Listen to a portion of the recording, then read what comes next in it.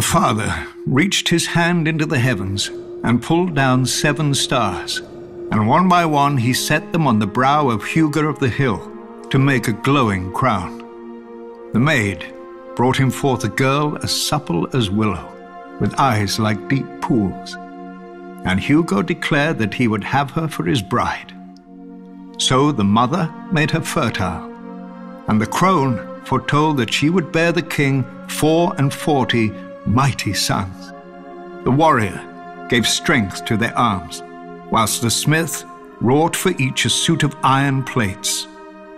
But sadly the gods no longer walk the earth among us, and you can see what a mess we've made of their creation since. Yet we have hope. The gods didn't abandon us in silence, but gave us their holy words to guide us, collected in the oldest and holiest text of the faith of the seven-pointed star.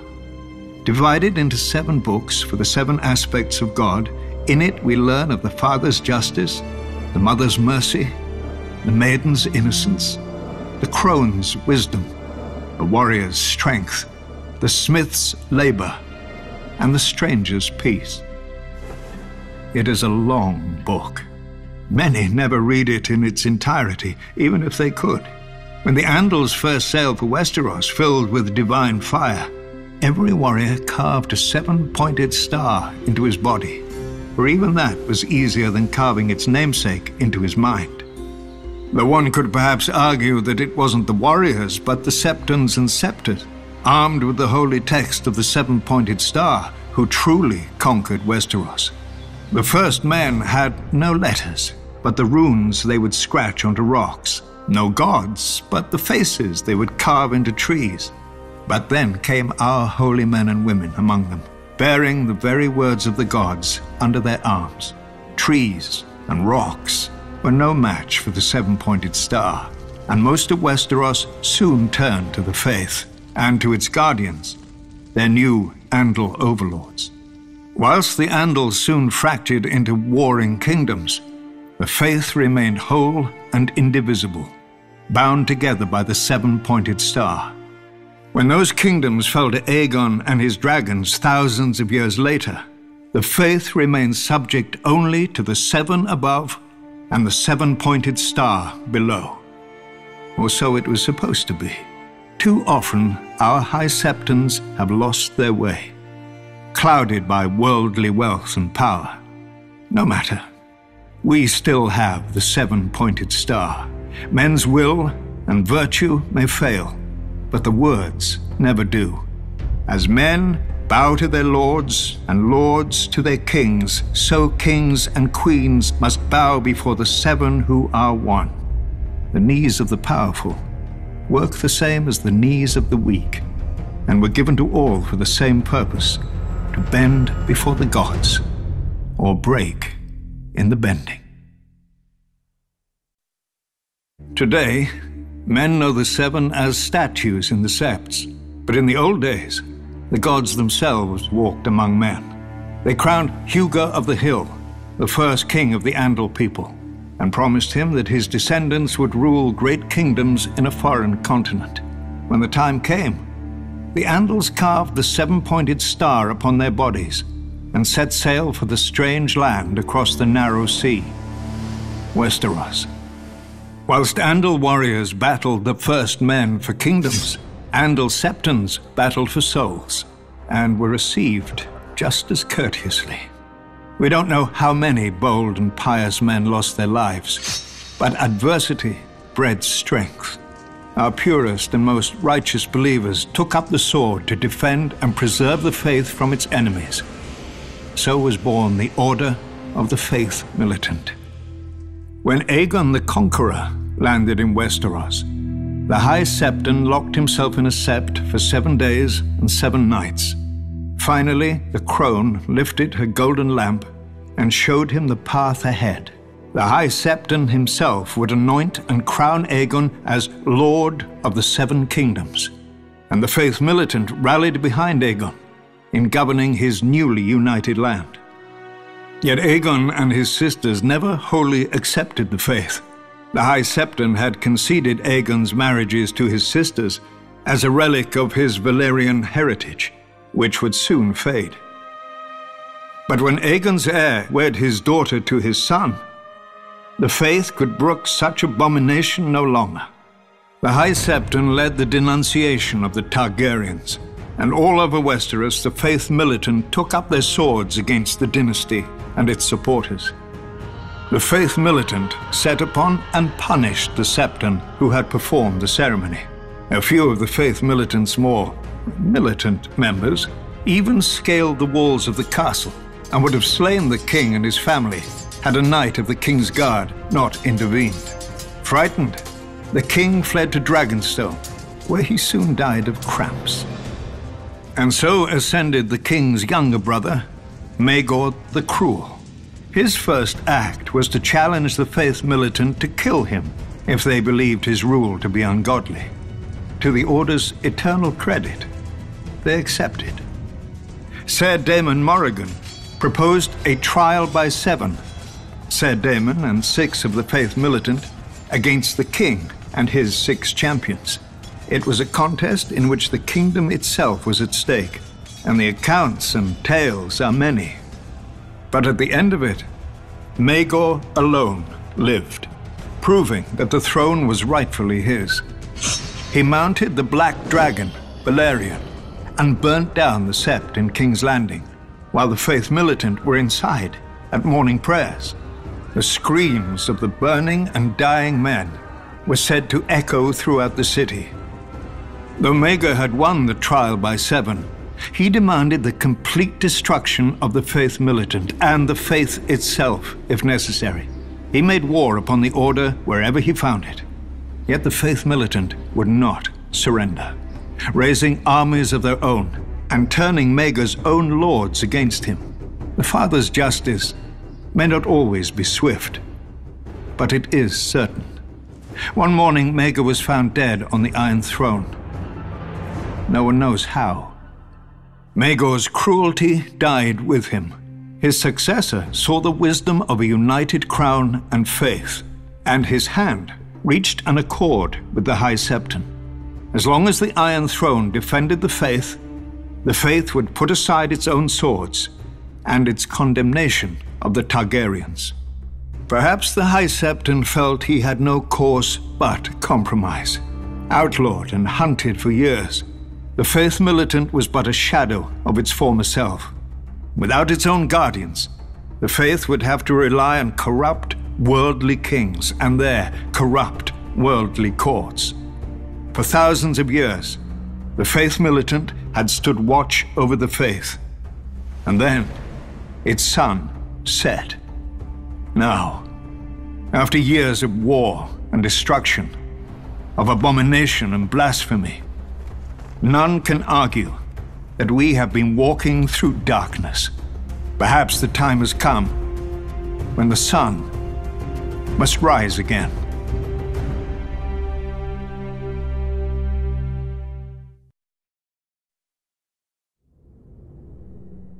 Who are the faceless men? It depends on who is asking. To a penitent, they may be relief. To a victim, they may be vengeance. To a lord, they may be an incredible expense. And to the Iron Bank, they may be just another asset. Nobody but the faceless men know their origin, though the Order is rumored to predate the founding of Braavos. We know only that they reside in, or are somehow aligned with, the House of Black and White, that odd and lonely building where few who enter ever leave. Some whisper that those weirwood doors open not on a house, but onto the world of the dead, from whence the faceless men rise when summoned. We can dismiss such foolishness as we do the fishwives who spread it. The House of Black and White is merely a temple, consecrated to the many-faced god, and filled with statuary of his many faces. The old gods of Westeros, the Lord of Light, the Black Goat, the Lion of Night, the Weeping Lady, the Stranger. Perhaps now you understand what is worshipped here, and along with them, other gods whom none alive now recognize, brought here long ago by sailors who never came again. Unlike the priests of other religions, the servants here preach no sermons and perform no ceremonies. As far as one can see, silence and solitude form the whole of their worship, as well as collecting the occasional devotee. If one wants to engage a faceless man, one visits the House of Black and White and pays the price. As for what that may be, those who have paid it rarely speak of it. For make no mistake, from the moment the faceless man accepts your offer, the man you named is dead, though he doesn't know it. Perhaps not that day, perhaps not that year, but soon and inevitably. Many would say you are as much his murderer as if you'd swung the axe yourself. Just as many would say, that's the point.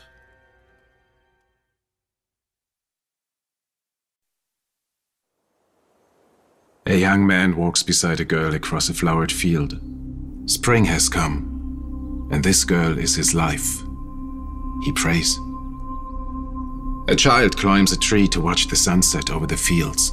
Summer is ending, and the harvest is life for his village. He prays. A hunter tracks a boar through the woods. Winter is coming, and this boar is life for his family. He prays. But to whom do they pray? The world has as many answers as there are men to answer.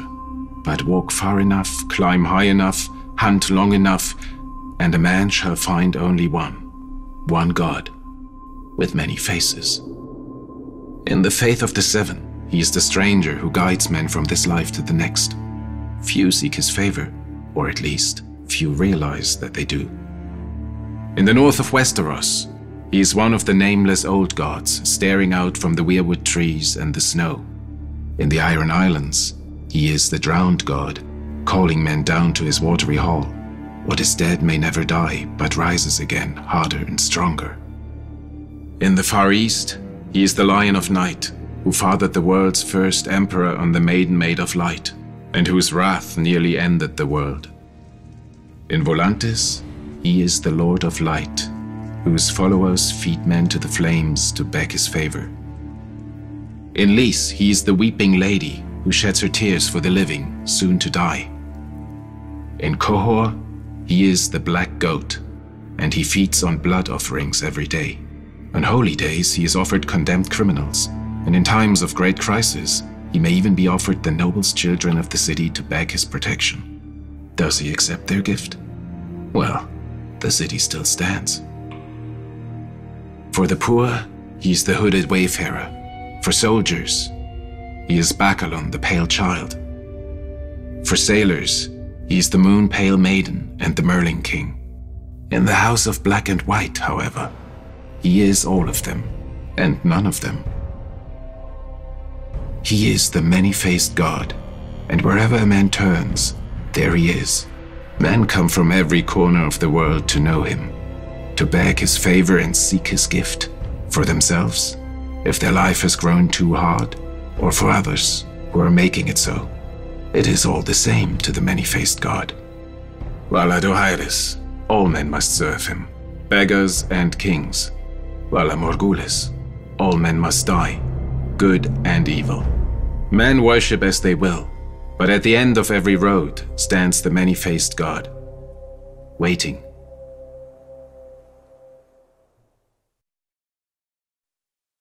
Valyria was young, and as the young do, it sought to spread its seed.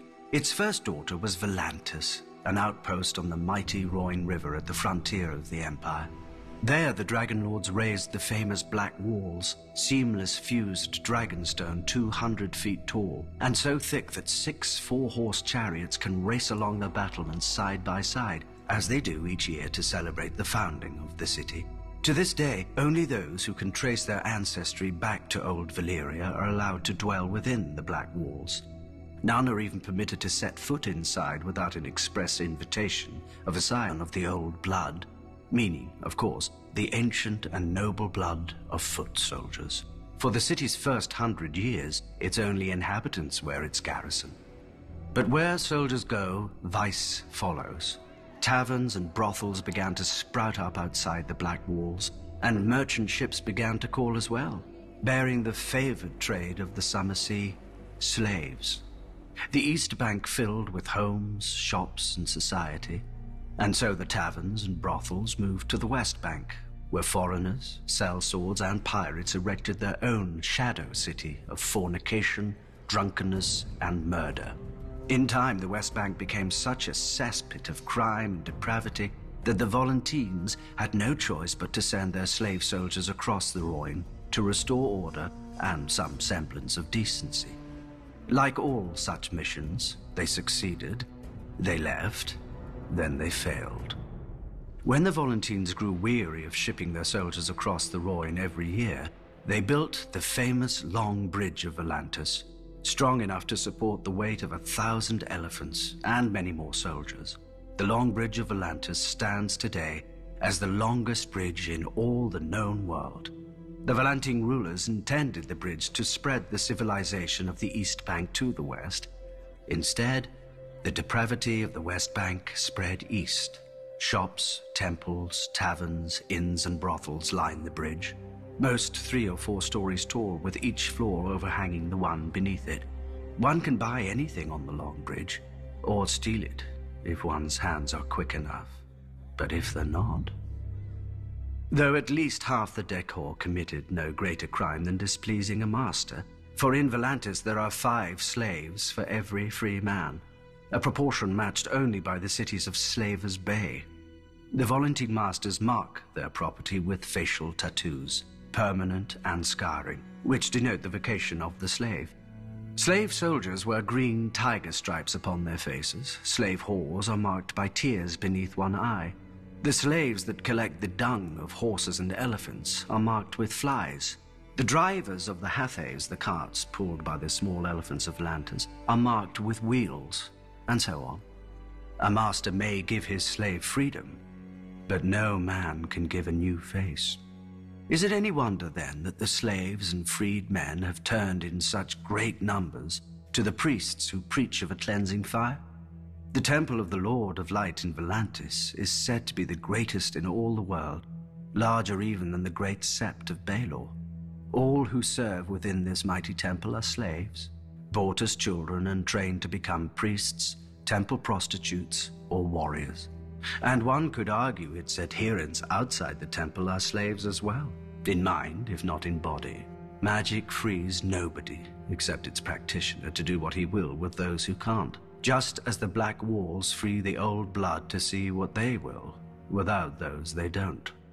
But one must wonder how much longer such freedoms will endure, when across Essos one hears the sound of chains breaking, of slaves rising, of dragons roaring.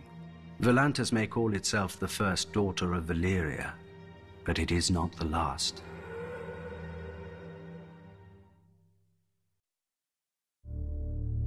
Most cities are built on stone. Braavos was built on ships, or more specifically, their cargo. Slaves who rose up against their Valyrian captors and seized the helms of the convoy. Of all crimes, Valyria punished rebellion most severely. The slaves faced not execution, but the Valyrian mines or labor camps in the most remote and savage colonies if recaptured. And few corners of the world can long remain hidden from Dragonback. However, our histories claim that a group of slave women prophesied the slaves would find shelter in a distant lagoon behind a wall of pine-clad hills and sea stones, where the frequent fogs would help hide the refugees from the eyes of dragon riders passing overhead. And so it proved. Because they had risked their lives in the name of freedom, the mothers and fathers of the new city vowed that no man, woman, or child in Braavos should ever be a slave. This is the first law of Braavos, engraved in stone on the arch that spans the long canal. For over 100 years, Braavos hid itself from the eyes of the world, who called it the Secret City. Using a dye derived from a local snail, our captains stained their sails purple to hide their stolen Valyrian ships. Our merchants carried false charts and lied when questioned about their home port. Eventually, one Sea Lord, our elected ruler, decided enough time had passed and initiated the unmasking of Braavos to the world and to Valyria. Of course, it helped that the Iron Bank made handsome restitution to the Dragon Lords for the stolen ships, whilst of course refusing to pay for the value of the slaves themselves. The anniversary of the unmasking is celebrated every year in Braavos with 10 days of feasting and masked revelry, a festival like none other in the known world, culminating at midnight on the 10th day when the Titan roars and tens of thousands of celebrants remove their masks as one. Freed of the constraints of secrecy, Braavos quickly grew into the wealthiest and most powerful of the free cities, and, one could argue, the most beautiful. From the sprawling Sea Lord's palace with its menagerie of strange beasts and birds, to the imposing Palace of Justice and the aqueduct we call the Sweetwater River that bears fresh water from the mainland, Braavos is without rival in either engineering or elegance. The temples of Braavos are also famed throughout the world and wondrous to behold. Descended from 100 different peoples, the Braavosi honor 100 different gods. The Temple of the Moon Singers is the foremost of these, being the faith of the slave women whose prophecies led our ancestors here. The Lord of Light has a great temple as well, for his worshippers have grown ever more numerous in the past 100 years. Yet less numerous, and even some forgotten faiths still have temples deep in the heart of the city, on the Isle of the Gods.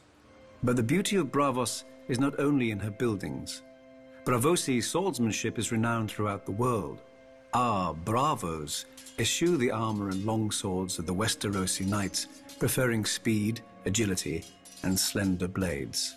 The greatest bravos call themselves water dancers, after the custom of dueling upon the moon pool near the Sea Lord's palace. By tradition, the greatest of all the bravos is the First Sword, who commands the personal guard of the Sea Lord and protects his person at all public events. Once chosen, Sea Lords serve for life. Inevitably, there are always those who wish to cut that life short to effect some change in policy.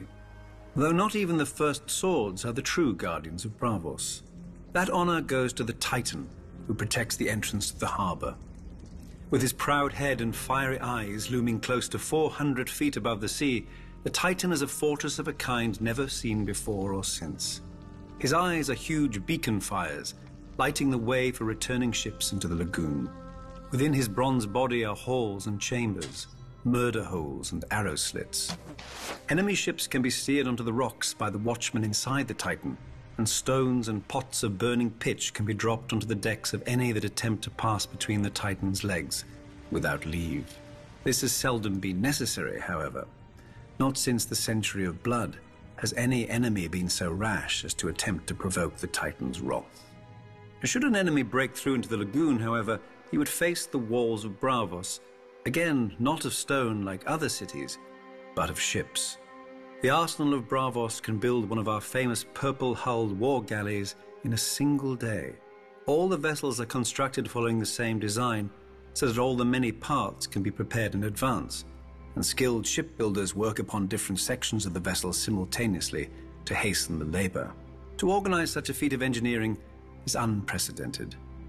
One need only look at the raucous, confused construction in the shipyards around the world to see the truth of this.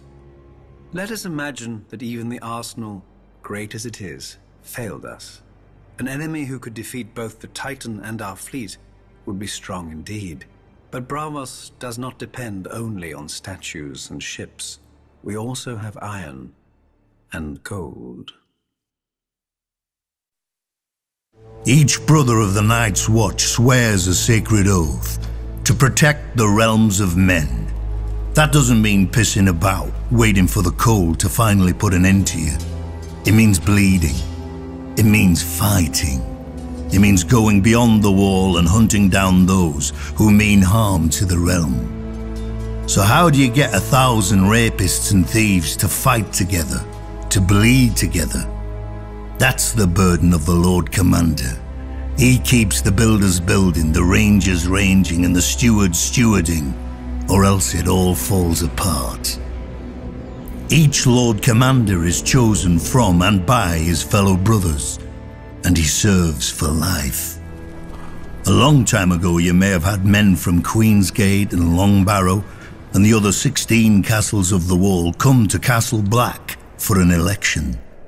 These days, you'd be lucky to scrape a few dozen from Eastwatch and the Shadow Tower, or however many they can spare who cast votes in their stead. All the same, the brothers are allowed to name whomever they think worthy of the title. Then we vote until one man receives a majority, however long it takes. Some elections have lasted less than an hour, some have lasted weeks, one even lasted 2 years. Maester Aemon has said there have been 997 Lord Commanders since the Night's Watch was founded. Back then we had true soldiers, men of honor and strength. Now look who mans the wall. Bastards, peasants who stole a sheep to bugger, and fat little nobles who weren't worthy of their Lord Father's land. But the Lord Commander must find a place for them all, and turn these walking piles of horse dung into soldiers of the Night's Watch. Though we haven't always been so lucky to have such men to lead us.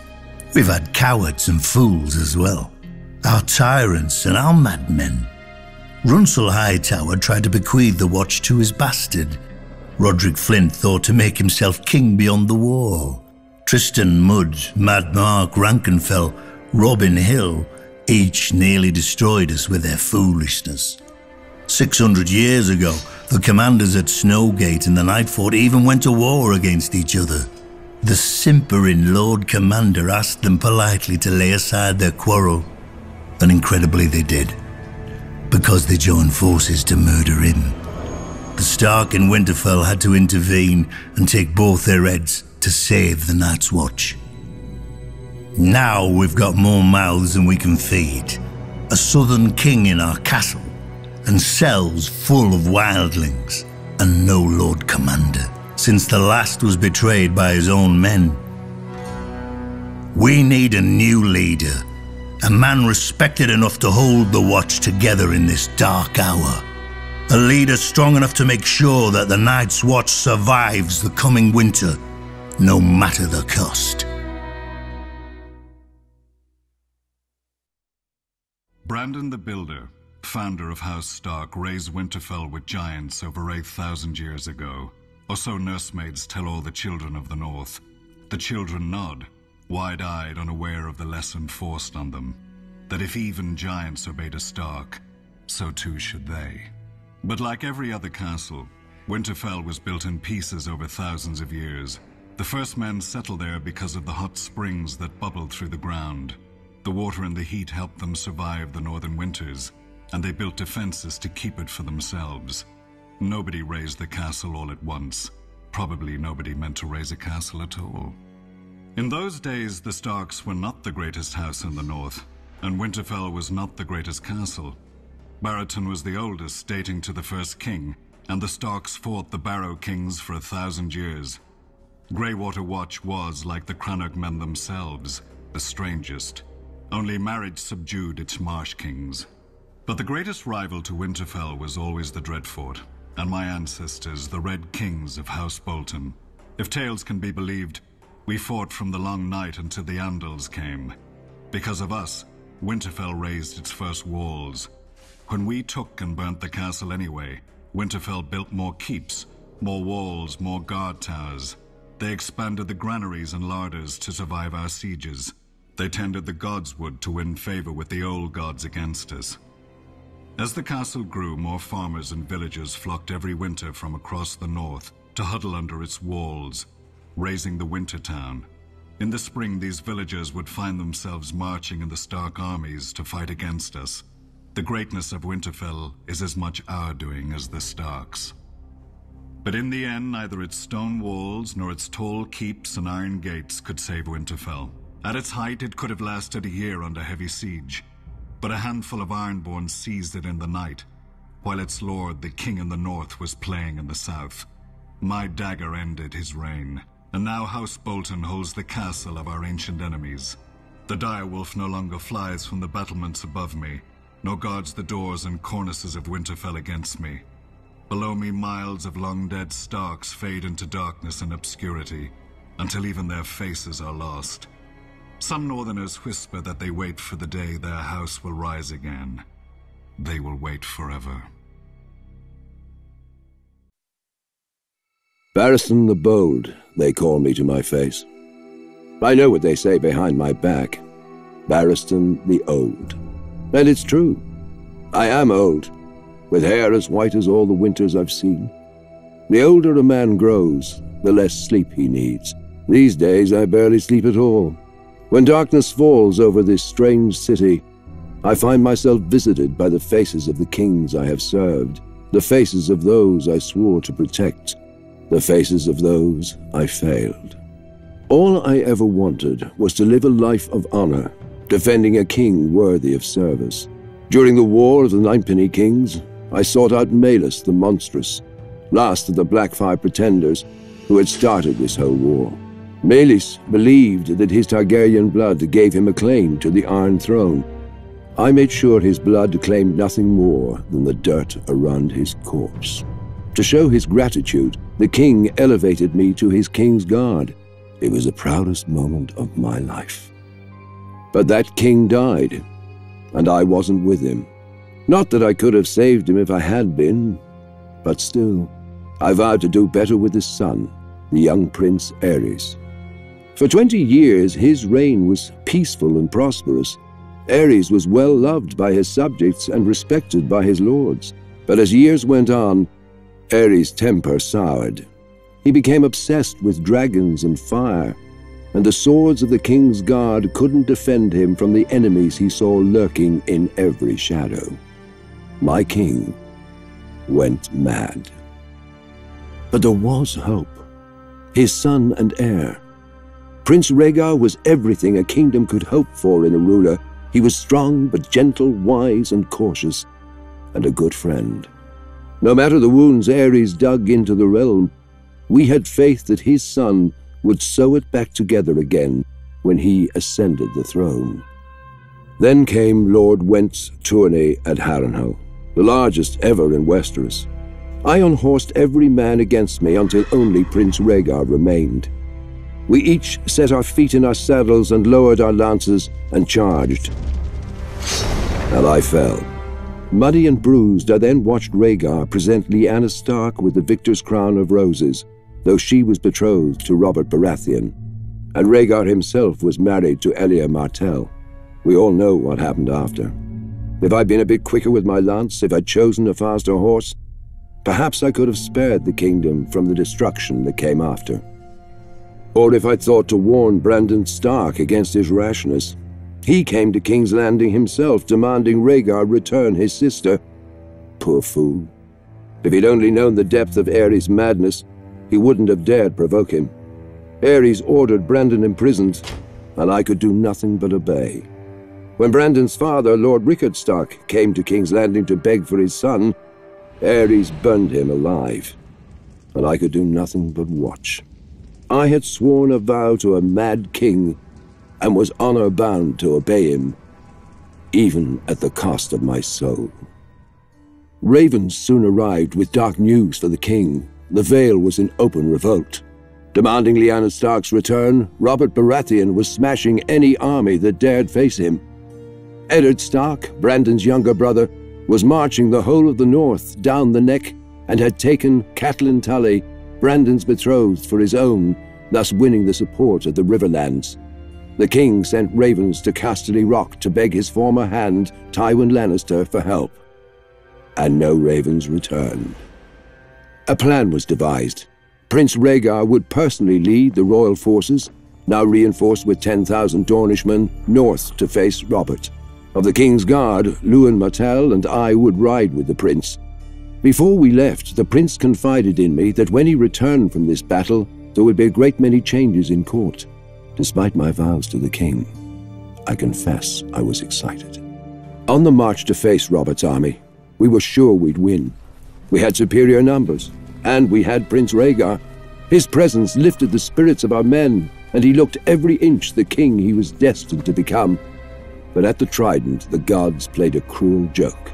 Robert proved the Baratheon words as his army smashed through our lines. Lewin Martell was killed. I fell in combat, badly wounded, and could do nothing but watch as Robert's warhammer ended Rhaegar's glorious reign before it began, and the kingdom that would never be washed away down the Trident with his lifeblood. But Robert spared me, insisting his personal maester tend to my wounds, out of respect. But respect for what? A king's guard shouldn't survive one king, let alone two, and one who should have been. I swore an oath to House Targaryen, and I failed them. All that's left of their fire is a single ember halfway across the world, surrounded by darkness. If the gods were good, I would still be young in the fullness of strength. But whatever the cost, I will not let this ember go out. This time, I will not fail. Westeros has mighty rivers, but none of them compare to the Rhoyne. It is said that there is no stream or puddle in western Essos but drains to Mother Rhoyne. No doubt an exaggeration. Until one sees the river, at its widest, a man in the center can't see a shore to either side. The greatest of Mother Rhoyne's children were the Rhoyner, a civilization as ancient and grand as old Guise. Fishers, traders, scholars, workers of wood, stone and metal. The Rhoyner raised their elegant cities from the headwaters of the Rhoyne down to her mouth, each lovelier than the last. For many centuries, the Rhoyner lived in relative peace. When invaders swept down from the hills, the Rhoyner, women and men, would don silver-scaled armor, fish-head helms, tall spears, and turtle-shell shields. If the enemy did not laugh themselves away, it was said that Mother Rhoyne would whisper the enemy's secrets to her children, and the Rhoynish wizards could raise watery walls to drown their foes. Whatever magic the Rhoyner may have had, it wasn't enough. When Valyrian colonists first arrived, the Rhoyner embraced them, for all men were welcome to share the bounty of Mother Rhoyne. Perhaps a water people should have been more cautious of strangers who exalted fire and blood. Legend has it that one day the Valyrians netted and butchered one of the giant turtles the Rhoyner held sacred. As a result, thousands were killed or enslaved, cities and towns were burned, drowned, and rebuilt. In these wars, the Valyrians emerged as victorious more often than not. The princes of the Rhoynish cities, fiercely proud of their independence, fought alone, whilst the Valyrian colonies aided one another.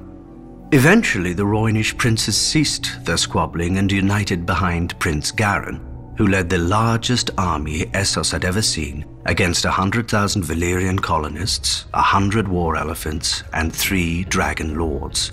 Thousands burned, but thousands more sheltered in the shallows of the river, whilst the Rhoynish wizards raised enormous water spouts against the foe's dragons.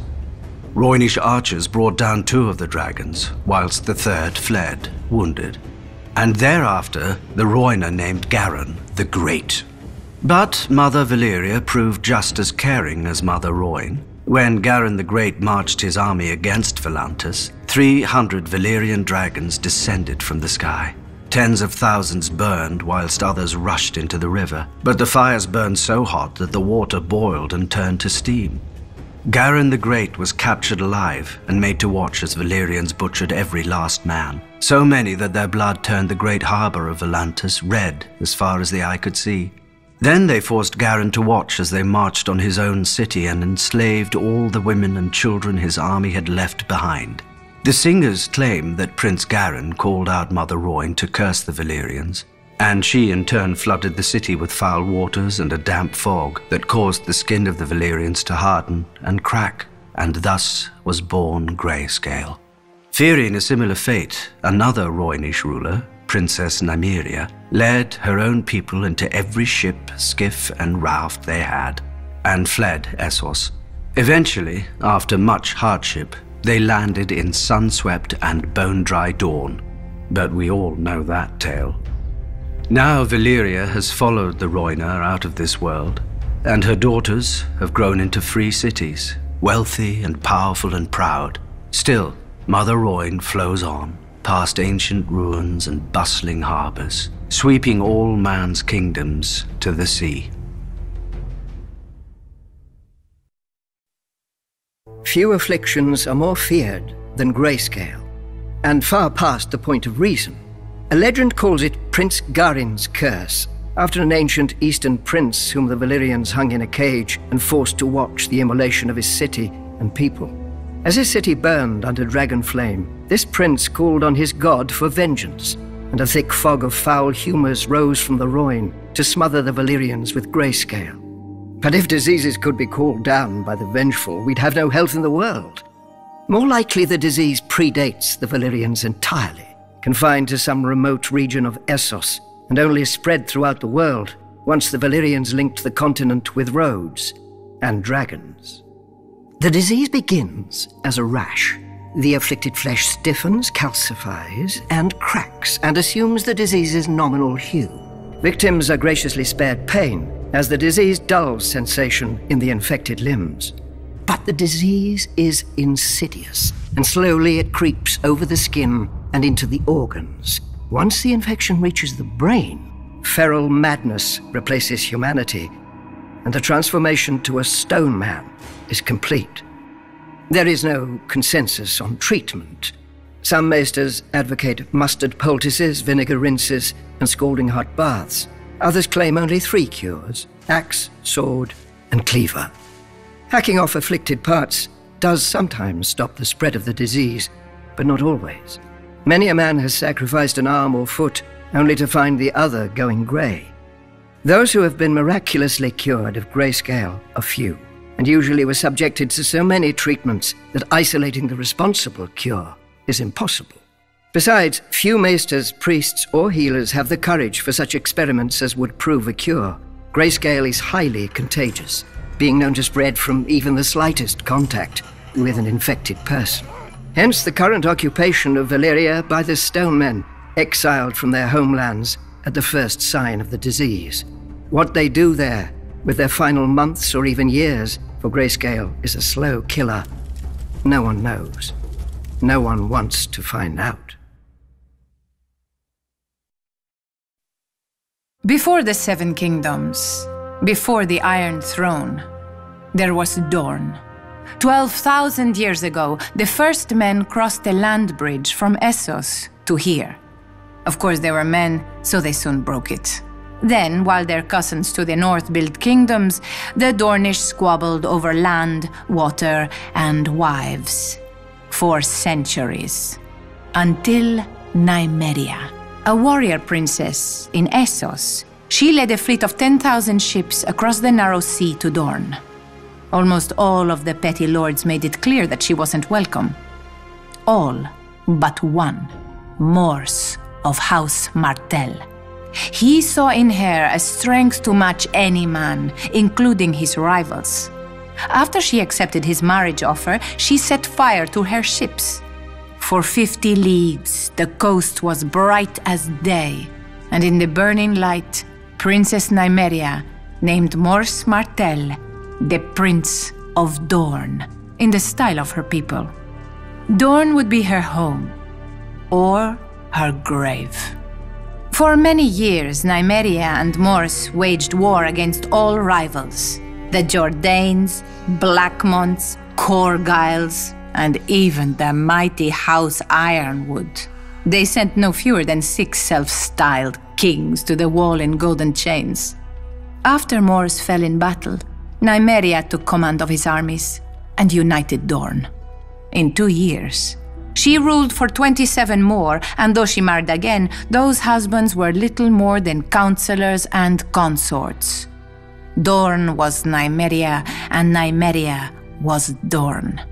She survived a dozen attempts on her life, put down 2 rebellions, and threw back 2 invasions. And when at last she died, her eldest child succeeded her, her daughter, not her son. And Dorne followed her because Nymeria had proven that women were equal to men, if not better. Centuries later, Aegon Targaryen sought to unite Westeros as Nymeria had Dorne. The other 6 kingdoms fell quickly before his dragons and ambition. When his sister wife, Rhaenys, flew her dragon south and demanded our surrender as well, Princess Meria Martell warned, "I will not fight you, nor will I kneel to you. Dorne has no king. Tell your brother that." Rhaenys threatened that the next time the Targaryens would come with fire and blood.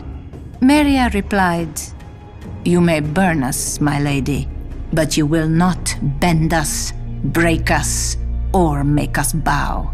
This is Dorne. You are not wanted here. Return at your peril. Rhaenys did, and she died. Her dragon died. All her soldiers died. Eventually, her brother, the Conqueror, conceded that what Nymeria had done, he could not undo. Generations later, another foolish Targaryen invaded Dorne. He died as well. Eventually, we did join the Seven Kingdoms, but when we wanted, and on our terms. If dragons could not conquer us, why should we fear lions? Unbowed, unbent, unbroken. The words of House Martell, the words of Dorne. Men may forget, but women always remember. When we were divided, Nymeria united us. When we were invaded, Meria defended us. Now Dorne has been humiliated, its prince murdered. Who will rise to avenge us? People love blood when it's not their own. But tavern brawls are boring, and wars never have good seating. Thus, the famed fighting pits of Meereen opened shortly after the city's own founding. And I heard that originally the combats were a blood sacrifice to the gods of Geese, the empire that founded Meereen. Some still believe they are, but the Giscari Empire died a long time ago and their gods went with them. Yet the pits remained open, filling the city's purse with gold from the ends of the earth. I suppose the fighting pits are a blood sacrifice after all. Only the gods changed. In the pits, slaves fought each other to the death for fame and glory. And gold for their masters. A lot of gold. Enough for the masters to invest in rigorous training. Slaves were taught to fight like Dothraki screamers, bearded priests of Norvos, iron-born reavers, Westerosi knights, Cohoric hunters, and Lysine pirates. Whatever would excite a crowd. After all, everyone wants to know who is the best. And, of course, who isn't. For the crowds don't come only to see men fight well. I've seen the masters release tigers, lions, and other exotic beasts into the arena to chase less costly slaves, barely trained, if at all. A whore once told me of an amusement in one of the less prestigious pits. One boy was rolled in honey, one in blood, and one in rotting fish.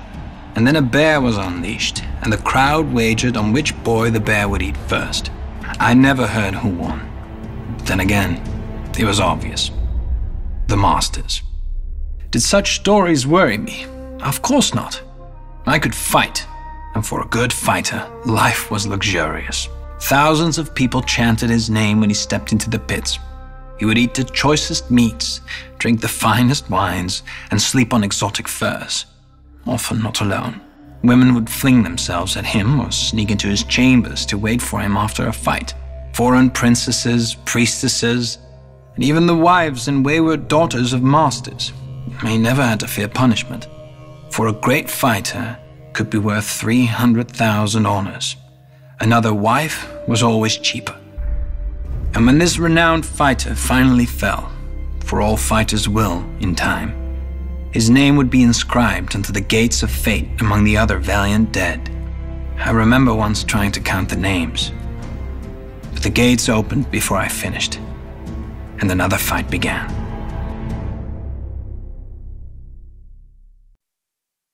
The great masters of Meereen, as if calling themselves such could make them so. Thousands of years ago, during the height of the Giscari Empire, Meereen was second only to Old Guise in wealth and glory. A paradise by the sea if one didn't mind the constant clinking of chains and cracking whips. Slaves built Meereen, and on their backs the city rested like a litter. Then came the dragons of Valyria. The masters of Old Guise would not bow, so they burned. The Valyrians tore down their walls, burned their pyramids to ash and sowed their fields with salt and skulls. An old slave woman once told me that the Valyrians intended to break the chains of the Giscari slaves, absorbing them into the Valyrian freehold where every man held a vote. But the great masters of Meereen received their new overlords in the great temple, plying them with gold, wine, and all the wealth that slavery had brought them. and the Valyrians instead took up the whip themselves. I do not believe it. As their empire expanded, the Valyrians needed more and more bodies to feed their mines and colonies, when no wage could ever tempt a free man. The Great Masters merely accommodated their new customers, staying rich as the Giscari Empire crumbled. After the doom fell on Valyria, the Great Masters worried for their fortunes. By this time, the Valyrians were their greatest providers and purchasers of slaves. Then the Dothraki horse lords swept out of the plains of Essos and proved to be as fond of slaving as the dragon lords before them. The Great Masters grew richer still. For the first time in its history, the Great Masters alone ruled Meereen, and chaos ruled the rest of the world. The fighting pits swallowed men who in previous centuries would have filled the ranks of the Valyrian armies. Without these soldiers to maintain order, the wealthy had to buy their own, which the good masters of Astapor were more than willing to sell. If the buyer's nerves still needed calming, the wise masters of Yunkai could sell him further release. The great masters, the good masters, the wise masters, yet none was so great, good, or wise that they recognized our queen for what she was. Her ancestors had destroyed them, then become them. Perhaps they assumed she would bend as easily. But our queen does not bend. She breaks.